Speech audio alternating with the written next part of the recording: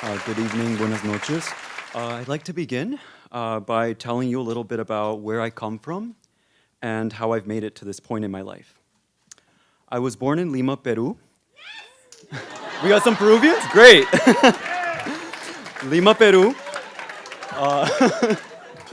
The story gets a little heavy, so bear with me, but we'll try to keep things light. I have, the previous auctioneer, I can't, but trying to keep things light. But when I was 3 years old, my family immigrated to the US to escape actually from a devastating economic recession. When we arrived on August 14th, 1999, we were almost broke and could barely speak English. As a young child, I watched my parents make sacrifices that, on the one hand, made me extremely grateful and proud, but on the other hand, made me realize how tough and unfair the world could be. My dad gave up his career in electrical engineering to work as a taxi driver, while my mom traded her profession as an accountant to work as a house cleaner and later as a cab driver herself.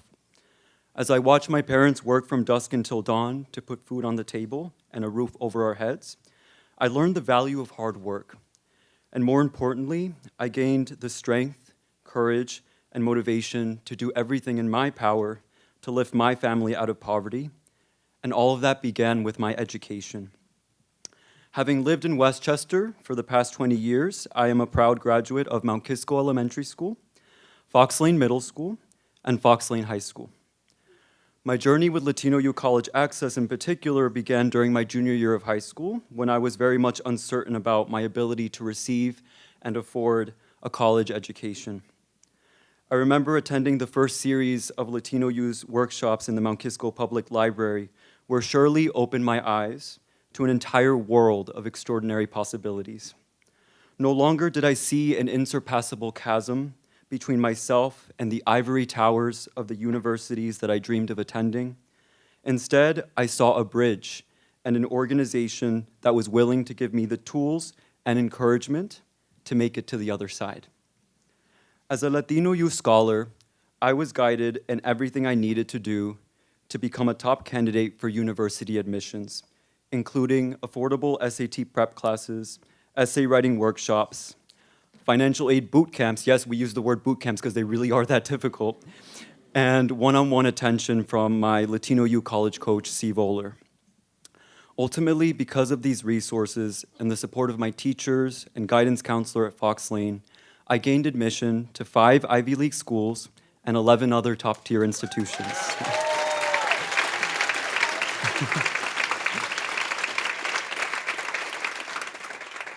What's critical to understand about Latino U, however, is that it isn't just an organization that helps first-generation Latino students get into college. As Shirley has discussed, it's a vibrant community of leaders, educators, and volunteers who work day in and day out to support the personal and professional development of students like me throughout and beyond our college careers. For example, the summer after my freshman year, Latino U connected me to a wonderful internship at Open Door Family Medical Center, which ignited my passion toward public health. Later in my career, Latino U hosted college success workshops and visits to some of the world's top corporations. I'll be doing some shout outs, including MasterCard, S&P Global, and Morgan Stanley. So this is where my fellow Latino youth scholars and I discovered not only the art of networking, which is very important, guys, so yeah, and the elements of a strong resume, cover letter, and job interview. Not only that, but also the incredible empowerment that comes from seeing and speaking to first-generation Latino professionals who are thriving at the top of their industries. If we can give them a round of applause, it'd be wonderful.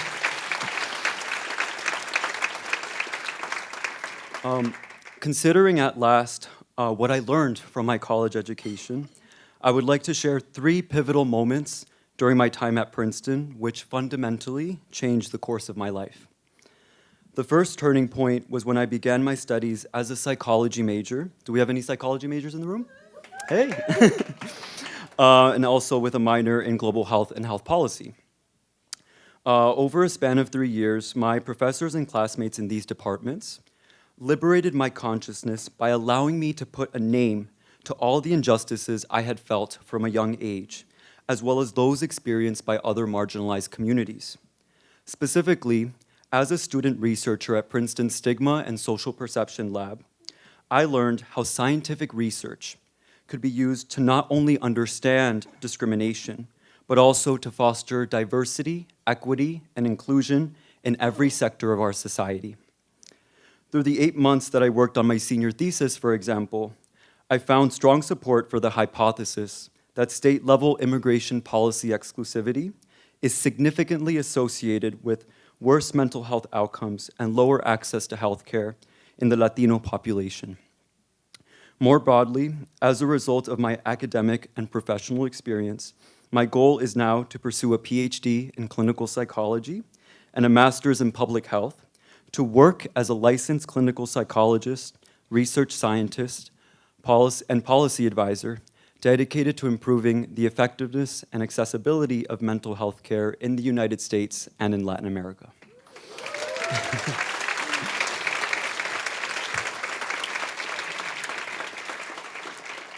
The second pivotal moment in my college experience was meeting Supreme Court Justice Sonia Sotomayor at the first Latino Alumni Conference in Princeton's 270-something year history. So yes, it was long overdue.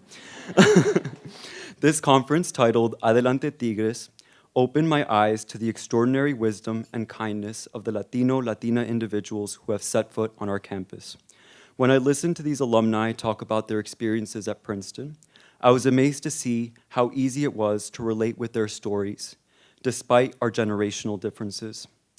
The fear and guilt of leaving our loved ones behind, constantly gravitating between the demands of college and the heart-wrenching tragedies that our communities faced at home and across the globe, working 3 times as hard as some of our privileged peers to fit in socially and excel academically.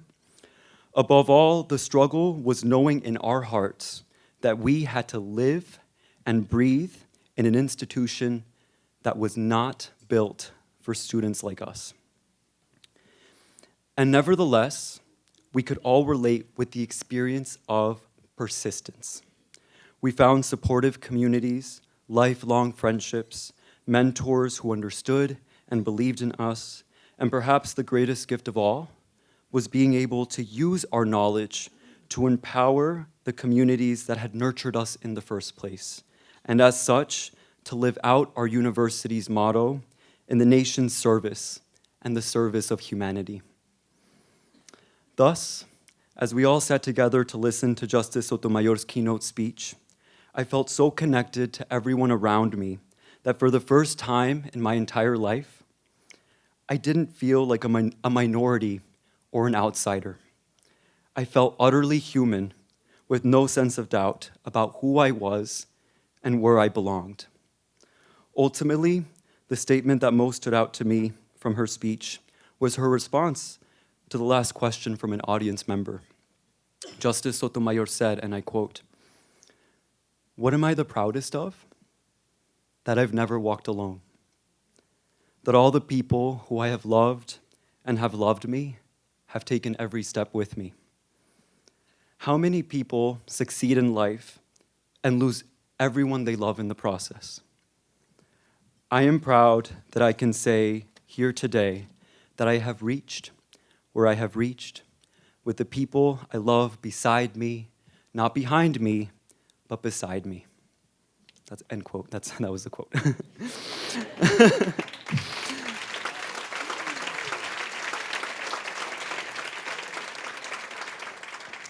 And this leads me to the final turning point, my college graduation on June 5th, 2018. So yes, I'm fresh off the boat.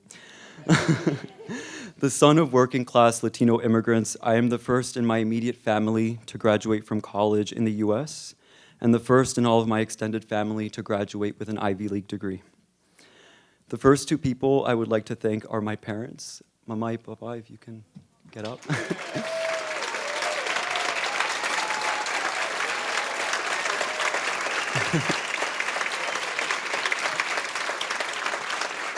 Stay up.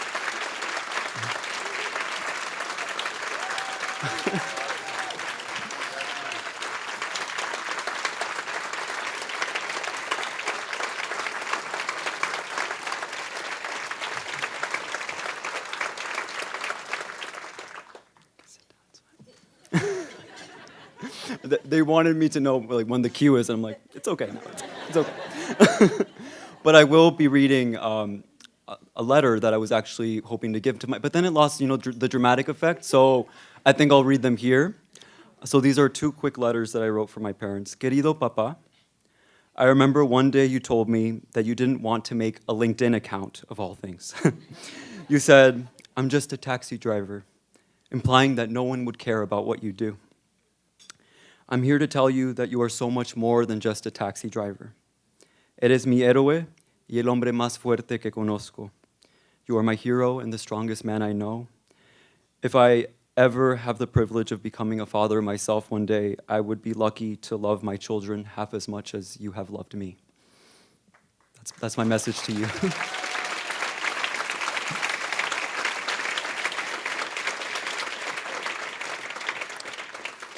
Querida mamá, I have watched you overcome more challenges than any woman should ever have to face.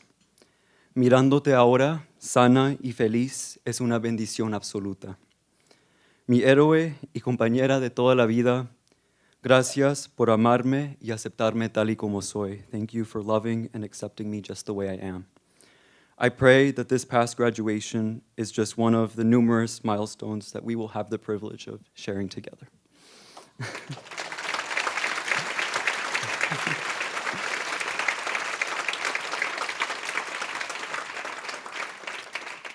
To Shirley and everyone at Latino U College Access, you too have walked beside me these past 5 years.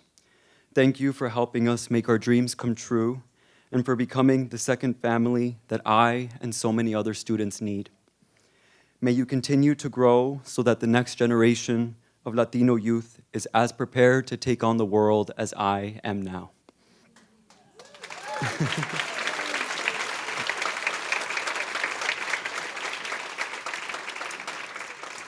And to all of you here tonight, I personally invite you to be a part of our Latino youth family.